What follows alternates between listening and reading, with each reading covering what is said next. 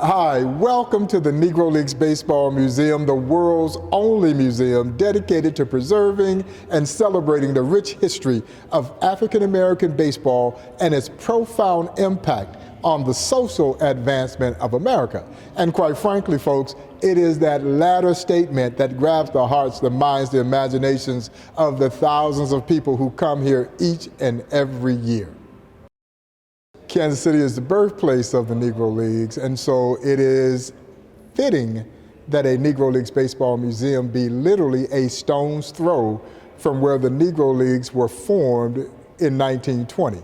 Just right around the corner from where the museum currently operates, the Purcell YMCA, which is the birthplace of the Negro Leagues. And so I know everybody believes that museums are supposed to be in Washington, D.C. or New York, but this museum is exactly where it is supposed to be, here at historic 18th and Vine, in the exact same area that gave birth to these leagues that we now celebrate.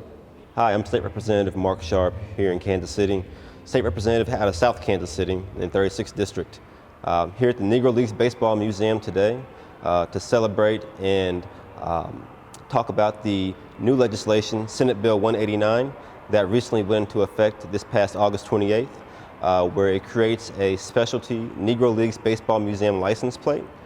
Well, the license plate will, one, create a bigger awareness of the Negro Leagues Baseball Museum. A lot of folks in Kansas City are aware of it, but I'm not sure everyone across the state is aware of it, of this gem of a museum that we have here in our state, on the west side of the state. So what this license plate is going to do, in our opinion, is to increase the awareness, and also it'll provide another funding mechanism for the museum. For museums like this, we always have to have enough ways and means to get funding to them to make sure they can stay up to date with current trends and make sure that the museum is still in good condition. So providing that extra funding mechanism will help reach those goals. As you can well imagine, we are just absolutely thrilled with this level of recognition and the opportunity to generate additional support for this museum, but the awareness may be just as significant as the actual revenue derived from the place, because I do think the awareness alone will also help generate additional support, greater interest, which means that we'll see people from around the state making their way here to the Negro Leagues Baseball Museum. So you can see that this will have impact on several different aspects of our operations, but I got to tip my cap to all of the legislators who made this possible, and what a tremendous nod that is to the Negro Leagues Baseball Museum. Coming to Kansas City, you can come here, you can catch a Royals game, go by the museum, get some barbecue, and enjoy all the things that are special about Kansas City. And you can't come to Kansas City without coming to the Negro Leagues Baseball Museum. We're standing on the field of legends, and every time I walk out here, I'm inspired, because you can feel it. And I think our visitors can feel it as well. And if you notice how we set this up, where our visitors are always on the outside looking in.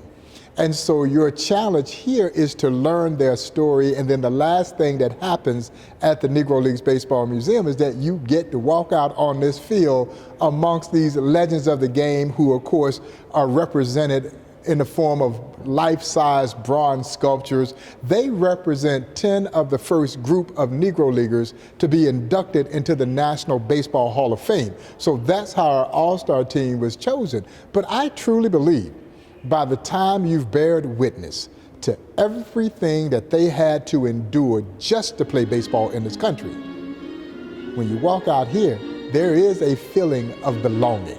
And as I like to say, you're now deemed worthy to walk out on the field with 10 of the baddest brothers to ever play this game.